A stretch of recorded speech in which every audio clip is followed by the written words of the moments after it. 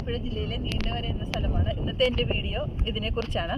നിങ്ങളെല്ലാവരും ഷെയർ ചെയ്ത് സപ്പോർട്ട് ചെയ്ത് എന്നെ ഫോളോ ചെയ്യുക.